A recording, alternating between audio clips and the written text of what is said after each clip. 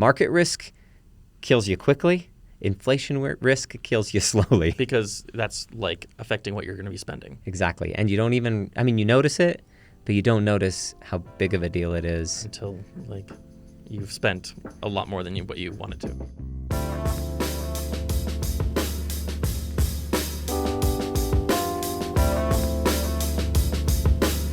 Welcome back to the Zacc Call Money Education channel on YouTube. We have a guided path series. You'll find this in the playlists on our channel. So this whole series is designed to take you from start to finish within various financial planning topics. We're currently in season 1, which is all about organizing your cash flow. We call it income planning, but in real life, this is about you making your money go to the right places or come to you in retirement in the right way. So this is episode 4 within the season, retirement income risks. The first 3 episodes were organizing your retirement income, Social Security basics, and pension decisions. These are all discussions that really apply to folks that are on the doorstep of retirement. Episode 5 and 6 of this season will be all about income planning and income decisions for people who are 25 to 40, and then the last one will be 40 to 60. So again, I'm Zacc Call. I'm the president at Capita Financial Network. We're super excited to bring you all of this content and hope it improves your lives. And I'm Tony Inkley. I am the media producer here at Capita Financial Network, and I am very new to this world, and so I'm learning all about this stuff today. Awesome. Should we dive right in? Let's do it. Okay, so retirement income risks. There is this really weird feeling for a lot of people. They have this one-way street. My father-in-law sometimes describes this one-way street of contributing to his retirement accounts. And it's almost like a sin to let that thing turn the other direction because it is so scary, because there's infinite possibilities of growth as you're putting money in. And then all of a sudden you have to flip the switch and start taking it out. You're subjecting that money to various risks. And so we're talking about those risks today. Things like, what if I live longer than my money does, right? Or what if inflation is just through the roof? Or what if markets are too volatile?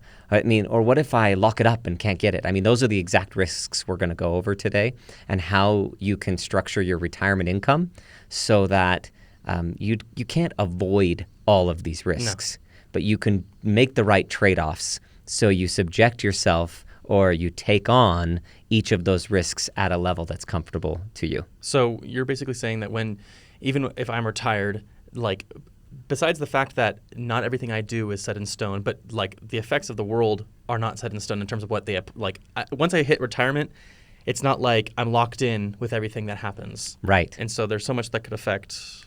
Absolutely. Okay. External factors that hit you. Imagine right now, today, we are dealing with the aftermath of the recent Trump tariffs, right? And that is an environment that's brand new to us. There obviously were tariffs in the past and have been tariffs all along, but the extent to which they're being applied today and how quickly they were applied, that's very new. So that if you ask any retiree who's currently living off of their portfolio how they feel about current market conditions, they're not feeling rosy and comfortable, right? And that is a risk that they've chosen to take to a certain degree. Each retiree has a choice. How much will I subject myself to market risk? And the more conservative you are, or the less market risk you take on, the more inflation risk you take on. So it's this teeter-totter, and finding that balance is super important. So we'll go over those risks today, and then hopefully it will help each person here know what level they want to take on these various risks, knowing that they're trade-offs. And then at the very end, I'll go over 2 or 3 ways that we think you can create the most optimal retirement withdrawal strategy that controls those risks as much as you can. Okay. So that's what we'll do. Let's first just understand a lot of these risks don't matter to a 20, 30, 40-year-old. For example, let's say that the market drops 50%. Well, to a 30-year-old contributing to their retirement account, that's probably the best thing that can happen to them, right? They get to buy low for a period of time. In fact, best thing that could happen to a 30 or 40-year-old is for the market, all of the growth that the market may have. Let's say it's going to average 7, 8, 9, 10% or something like that. For it to just stay flat for 2 decades and you get to contribute into the portfolio for that entire time, and then it makes up all that ground and averages a 10% growth rate, that would be fantastic for you and I, right? Yeah. That would be awful for somebody in retirement. Right. It would destroy their plan in most cases. So while these things matter, they really become focused on a certain population. And that group is the folks about 5 years prior to retirement and about 10 years after. Because they're down to the wire, essentially. Of like, yeah. Okay. Yeah. And let's say that they're actually 15 years out, already retired. At that point, they're probably in their 70s to 80s. And the risk of a really bad market downturn doesn't have as much of a whipsaw effect on their long-term retirement savings because they probably only have 15 years left to live. Not to be too serious or morbid about that, but the reality is the math says that if you've made it that far and you're still in a comfortable savings or spending rate off your portfolio, you're probably fine. So it's this 15-year window, we call it the retirement danger zone, 5 years prior to pulling the trigger and 10 years after that transition into retirement. Okay. And during that window, if you get hit too hard with these risks, that's when it becomes fairly problematic. Mm. And that's actually why a lot of people reach out to us at that time, is because the risks are a little bit higher and the stakes are higher, and they can't quite figure out how to pull all that together. Okay. Okay, so first risk, sequence of returns risk. Another way of talking about this is market risk. So let's see if I can explain sequence of returns. Yeah, this is my first question. Right. Like this is a topic that I think the community out there that really pays attention to financial stuff and financial planning knows, but anybody who's not a nerd for it, so there you go. I just called you a nerd. If you already know what sequence of returns risk is, you're with me. You're in the nerdy crowd. Okay. That's not me.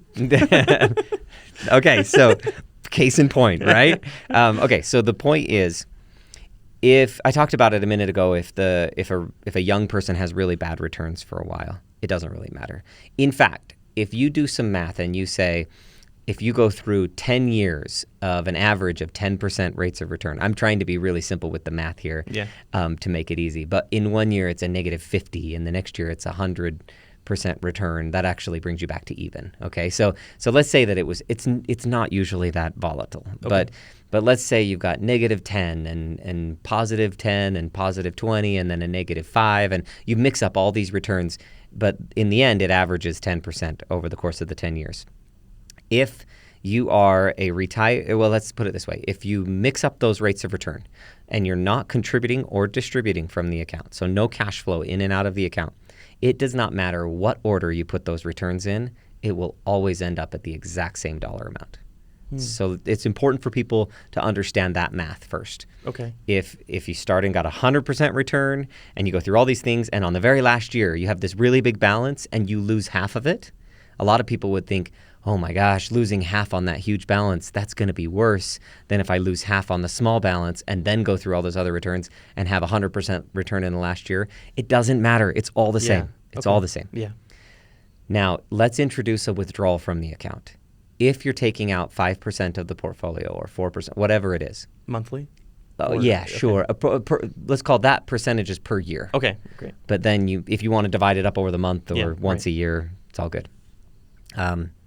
So if you take out that balance every year, that 5%, and you did it, let's say at the beginning you had that 50% drop and a 20% drop, and then you're selling down there, that money never had the time to experience the gains. So in other words, all of a sudden the order does matter. It only matters because you're withdrawing. It didn't matter prior to that. Right. That's the sequence of returns risk. So the sequence of returns risk is almost meaningless to somebody who's saving and is everything to somebody who's spending. It's huge. And saving versus spending, you're referring to someone who is like building up to retirement and someone who is retired. Yeah, good clarifying, because we're all spending money and we're all trying to save money. I definitely. That's a good clarifying point, Tony. So I'm talking about somebody who's spending money from their account or saving money into their account, meaning their retirement investments and not their bank accounts. Yes, okay. Good clarifying. So anybody who is withdrawing from their retirement account, sequence of returns really, really matters. And if you retired into 2008, right before that, you're thinking, oh my gosh, the markets have done great for the last 7 years or so. And right before 2000, you're thinking the markets have never been better for more than a decade. 80s and 90s, stocks eventually did really well. And then the market got cut in half in the early 2000s and then came back up and cut in half again in 2008 and 9.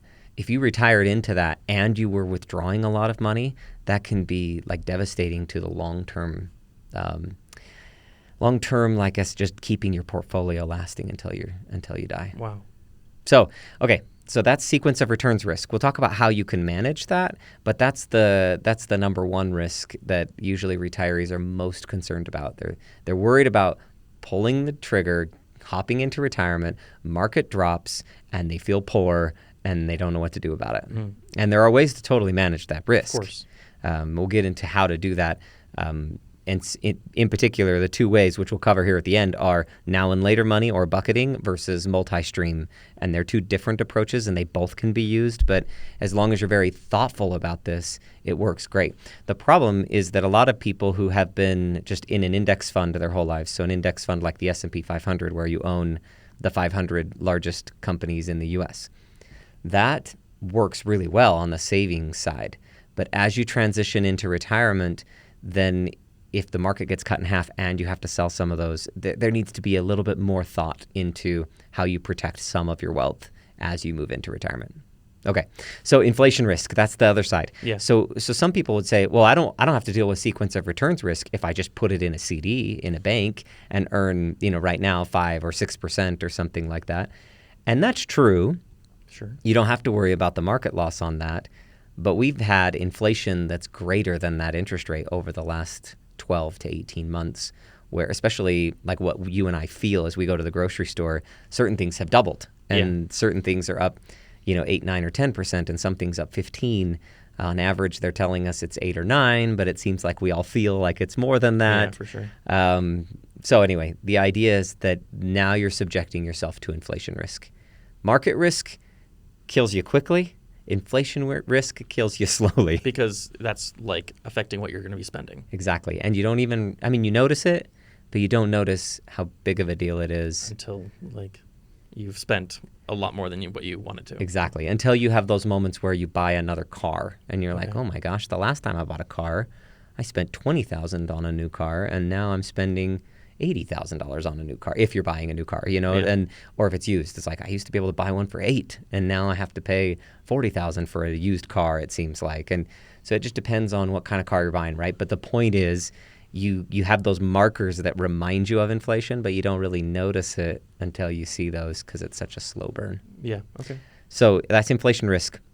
It does erode purchasing power over time. So you can, let's say you have a $1,000 pension and it costs twice as much for everything else. Well, that's basically $500 worth of purchasing power, and that happens over time. So it's super important that you have growth-oriented investments that keep up with inflation, things that are earning rates of return that are greater than whatever inflation is. And let's just go through in a quick example. Then one of the easiest ways for me to think about this is like credit card companies. So credit card companies make a percentage of all the transactions. That's one of the ways that, there are lots of ways that financial companies like that would make money, but that's a pretty straightforward way that they make money. And I remember buying really nice tennis shoes for $40. It seems like if you go to the running store of any type now, $100. Exactly. 120, sometimes 180. Yeah. So that's 3, 4, 5 times, depending on what you were buying before and what you're buying today. Yeah. So when I was swiping my Visa card at $40, they were making maybe 3% of that. And now swiping my Visa card at $150, they're making 3% of that. Their income tripled over that time frame. That's like Visa, for example. Yeah. So that would be a business that does pretty well with inflation because the income goes up as inflation goes up. They have a lot of easy, they call it pricing power. They have a lot of pricing power. It's already built in. They're going to make more money when inflation goes up. Yeah. There are businesses out there that have very little pricing power. So how you decide to pick investments can control how you are affected by inflation risk. And as you think about things like bonds, they don't keep up with inflation very well. You just earn this little bit of interest. But at the same time, they also tend to go down less when the market goes down. And I'm being very general about investments here and not making a specific recommendation. I'm just saying, like, and there are really risky bonds and there are more conservative stocks. So don't put all those in one bucket either. Yeah. I'm like not even talking to you. I'm talking to you. But Scott, our compliance officer, is happy when we say stuff like that. Yeah. Okay. So that is inflation risk. And then longevity risk is just the fact that people are living a whole lot longer than they used to before. And people have a hard time conceptualizing their own demise. Yeah. And so it's really funny. I listened to this actuarial presentation. Basically, the person who figures out how they calculate how long people will live to be able to price life insurance policies accurately. Like that's a job, and kind of a weird job, but they have to be able to price those things, right? And this guy was saying, we do these surveys and we ask people, well, how do you think you'll live beyond 80 years old? And most of the time, most people will say, oh, no, I'm going to die before 80. And then if they flip the question and say, so do you think you'll die before 80? Oh. And most people will say, no. It's like, well, one of those two things is happening if you're not dying on your 80th birthday. Yeah, so exactly. One of those two things is going to happen. But conceptually, we have a hard time like either coming to grips with that or being realists about it. The bottom line is people are living longer than they used to. And it's likely that will continue as we advance in either healthcare or hopefully we have some improvement in food and how we, the nutrition available and things like that. So the retirement period is not going as far as it used to be. Yeah. I mean, think about it. If you rewind the clock a couple of decades to even 3 or 4 decades, people might not have retired at all. They just worked until they died. And other people might have worked until they got sick and then died, 5 to 10 years after that. So their retirement was really just their family taking care of them for 5 to 10 years. We have this new phenomenon that more and more people are this is more and more available to people than it ever has been in the past. Wow. And I think retirement is stressful and scary, but I think it's also important for us to realize this was not a thing that long ago. Not a thing for everyone, not that long ago. And it's why our profession has expanded so much is all of a sudden there are a lot of people that need to figure it out. Yeah. So it's kind of good that people, that we're allowing ourselves to work less and try to be savvy enough to, with our money enough to spend some time not working until we die. Absolutely. Absolutely. And I cannot tell you how happy I've seen people be after they pull the retirement, they flip the retirement switch. It has been so fascinating to see all of these risks. I mean, we're talking about a lot of really difficult things, but in general, once somebody makes the change and crosses the threshold, and after they experience a few years in retirement and realize these risks are manageable, there's something magical about that, and people are so happy. A lot of them come back and they're like, I don't know why I didn't do this years ago. I don't know why I didn't trust you guys to just tell me it was going to work years ago. I had to get it through my thick skull. And anyway, the point is people are happy in retirement as far as I can tell. Now, we have maybe a biased sample size because we talk to people who either we help them prepare for it or they already had good savings and did a good job saving. So maybe we're just talking to the people who are happy because they're financially well off. I don't know. Right. But that's been our sentiment on it. I'm sure for the most part, most people would be happy to retire. Yeah. Grandkids, just more free time, relaxing. I don't know, so why not? Sounds great, right? There are people that struggle with it too. They're like, what am I going to do with all this time? But it's exactly different conversation. Yeah. Going into the next risk is inflexibility risk. So this is one where there is a potential of putting your money into things that you cannot get it back out. That it's kind of a one-way street and you can't get it back out quick enough. Too many insurance policies that lock up for periods of time. too much into private and alternative investments, that they deploy the cash on, some sort of business deal that has a 7-year period where they're like, we're not even going to talk about getting anything out, or we have to sell that chain of restaurants, we have to sell those medical office buildings, or whatever it is that the fund is invested in. They have to sell those things, and they're not like regular transactions. It's not like, oh, I'll just sell a little fraction of it on the stock market exchange or bond market exchange. No, we have to wait till the whole thing sells and we get a liquidity event, and then we can make distributions, and those things can. So those types of things, like those alternative and private investments, they really shouldn't be all of your portfolio. They can be a really good piece of a portfolio. They shouldn't be all of a retiree's portfolio. And things like annuities, they can be a good piece to a portfolio. They should not be a large portion, like most of your portfolio, because once you put it in there, usually there's only a 10% withdrawal that you can take back out, or you're penalized on taking any more. Now, we online, you'll hear people talk about annuities in a really poor light, in a really great light, and the reality is they're a lot like people, but in reverse. I think most people are great and only a few people are bad. I think most annuities are not great, and there's only a few that I really like. So it's kind of like there's good and bad, but the percentages are flipped between people and annuities. So going into inflexibility risk, there's different degrees of that. There's some investments that might lock it up for decades, and some investments that might lock it up for a year or two, and some that are only for a few months, and some that are free to take in and out, but you have market risk.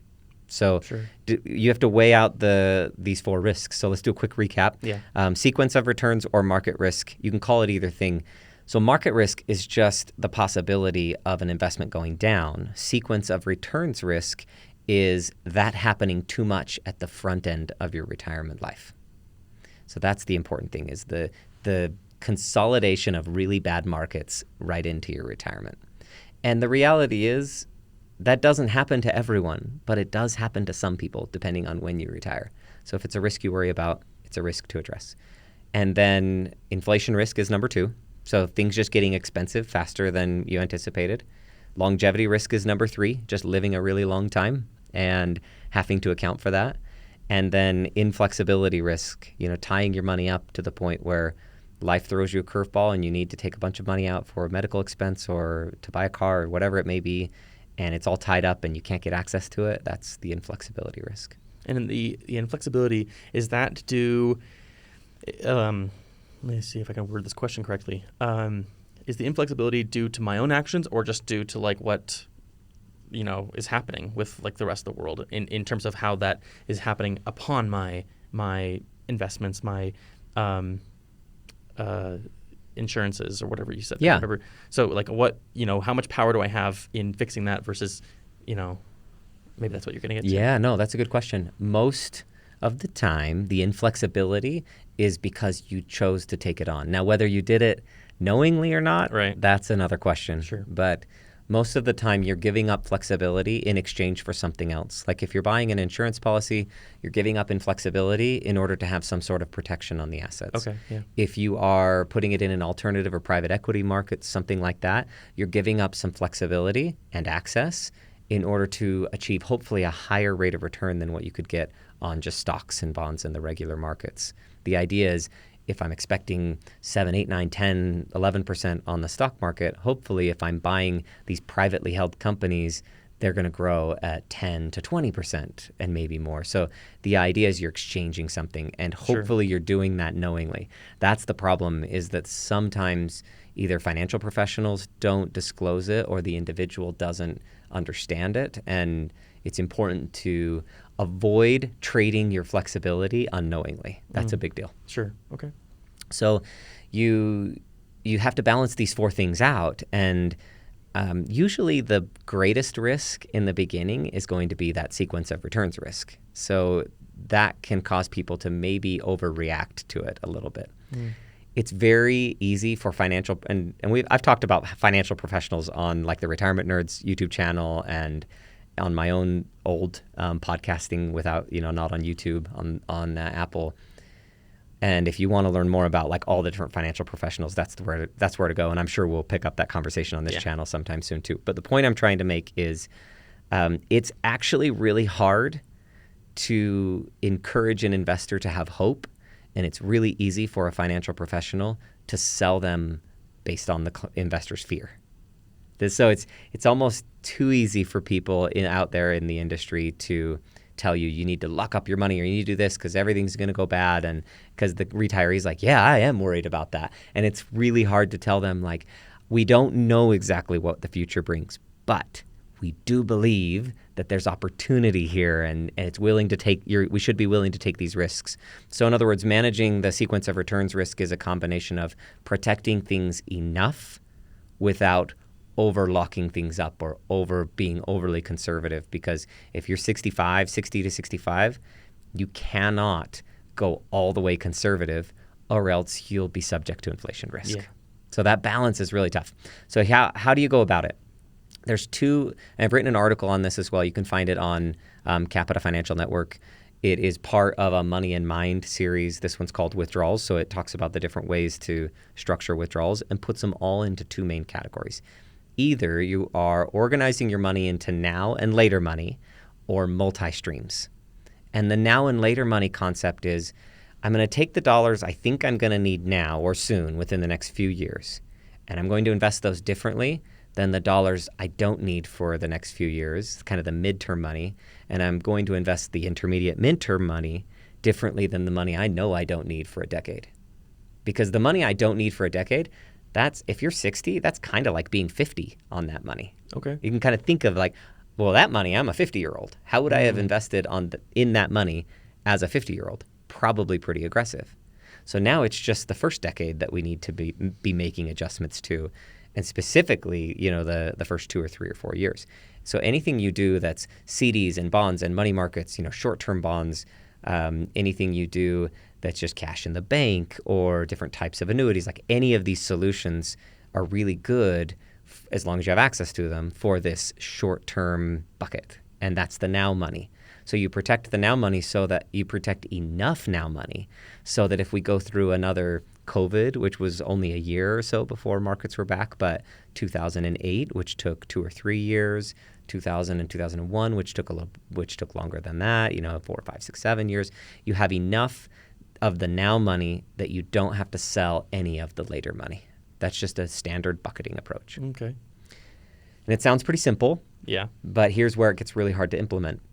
Let's say that you have this now and later approach.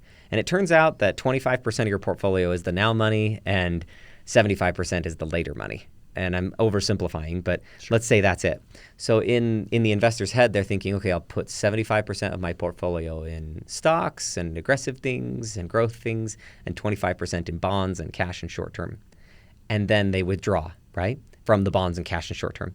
And then at the end of the year, they say, okay, my split was 75-25. I'm going to rebalance my portfolio back to 75-25.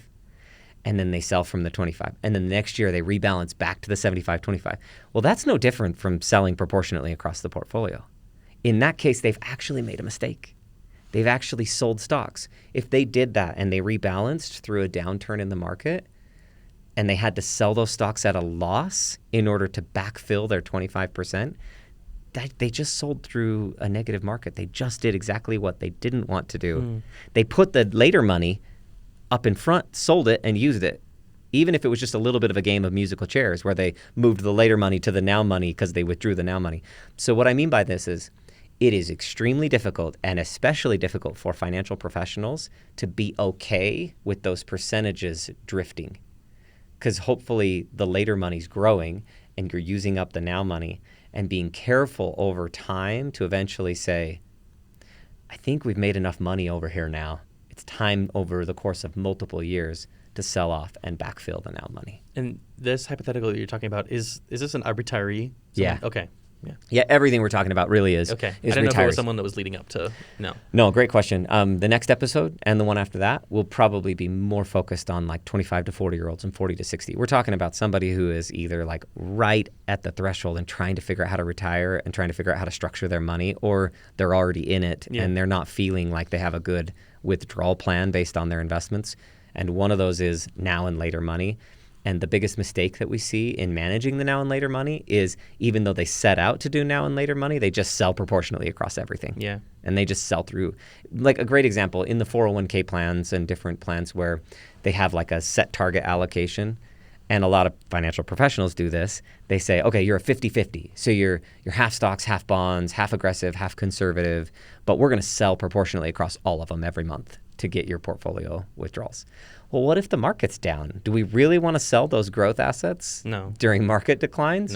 No. But the advisors are oftentimes so afraid to let that drift in the slightest that I think that that's not in the best interest of the individual. Sure. So that's hard to manage. And you have to have really, really different systems in place than your standard withdrawal planning and investment management to be able to accommodate it.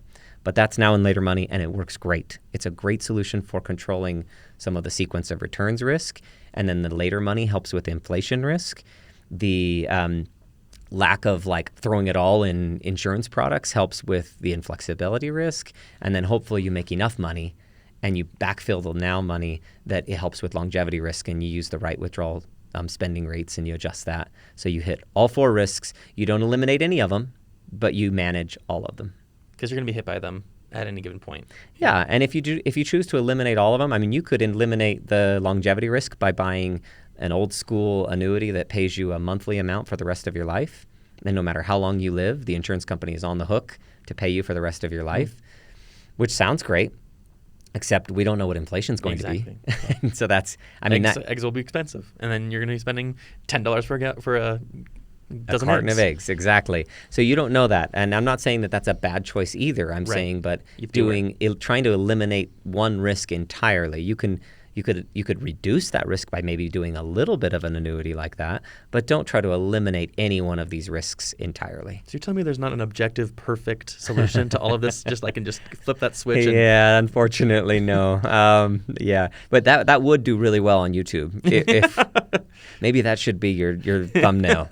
Tony's in charge of all that. The perfect retirement plan. I don't think Scott would be okay with that. So we go to multi-stream. So there's now and later. That's the idea of organizing your money into this money and then that money.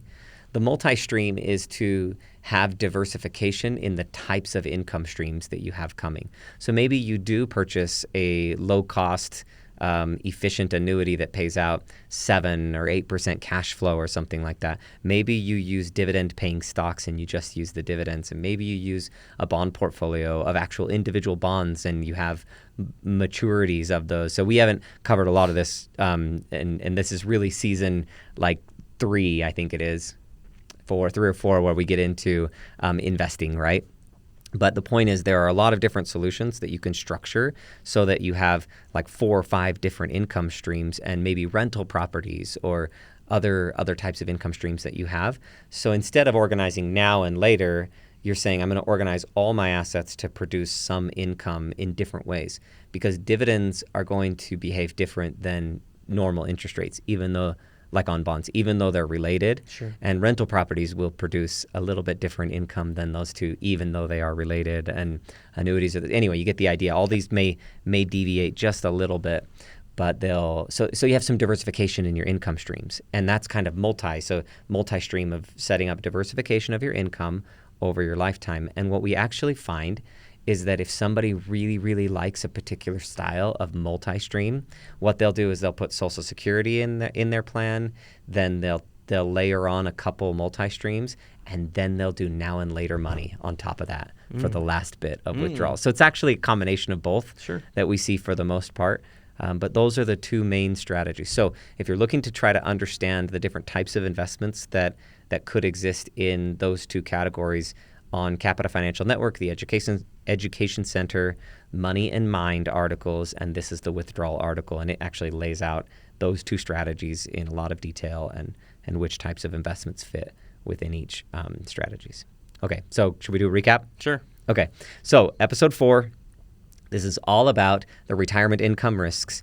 And the key takeaway, even though we don't like the key takeaway, is that there's no perfect plan that eliminates all risks in your retirement income plan.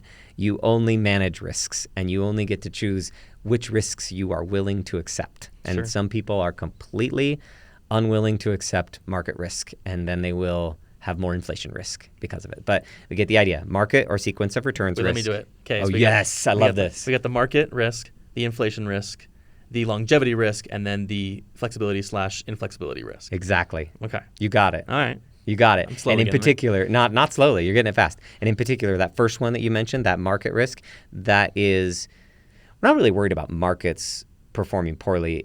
It's just things change. Well, that too, but we're not worried about them performing poorly like at a specific, like at any time. We're really talking about like right at retirement. Okay. So Yeah. when you're talking to a retiree, it's like, well, if markets perform poorly when you're 90, it doesn't really matter. We're talking about right at the beginning of Sure. retirement, Yeah. the risk of it happening early. Yeah. So that's that one. But yeah, good job. Okay. Great summary. All right. So as we recap here, think about your own retirement income plan. And this is, again, this is for the folks who are already at retirement, close to it, or in it, and they're trying to figure out, do I actually manage these risks well? Or do I have a thoughtful plan around these risks? And if not, it's time to not necessarily make a change, but it's time to just reassess your overall investment structure and figure out which of these risks you're most subject to. And if you're comfortable with that, or if not, you can make some minor adjustments and maybe tweak those risks a little bit. And then I would say the last thought around this is I think a lot of financial advisors are actually really scared to tell clients that they can withdraw how much they actually can withdraw. There's this 4% rule out there. I just think people should know if you do it right, I think you can take more than 4%, especially if you're over 65 to 70 years old. There's no reason to be stuck with this 4% withdrawal rule. And it really depends on your other sources of income and your life and your goals and how you structure the portfolio. But keep in mind that if you do it right, you can take more than that. But if you're willing to be comfortable with some of the risks here, this goes back to like if you need to eliminate some of these risks entirely, it might be wise for you to withdraw 3 or 4%. But if you're willing to manage risks, we can push that up a little bit further. Okay, as we've reviewed the various ways of handling the 4 risks as well as the 2 strategies, the 2 kind of categories of strategies, now and later versus multi-stream, you can learn so much more if you hop on Capita Financial Network and go to the Education Center. There's a lot there, but you'll want to click on the button that says Money and Mind, and that will take you to the article we referenced earlier about the different withdrawal strategies. Then, of course, this channel. So this is pretty new. This is our 4th episode into it, and we're going to be covering so many different topics. If you've made it this far, congratulations. That's impressive. This is episode 4 within season 1, and we have seasons of good financial topics to cover with you. So stick around, subscribe, share this, leave us a comment, leave us a review, all of it. We want to help people, and that helps us spread the word further. And thanks for watching. To find more information about Capita Financial Network, you can see a link down below that has a list of disclosures, some legal, and also some more education resources that Zacc was mentioning. Thanks.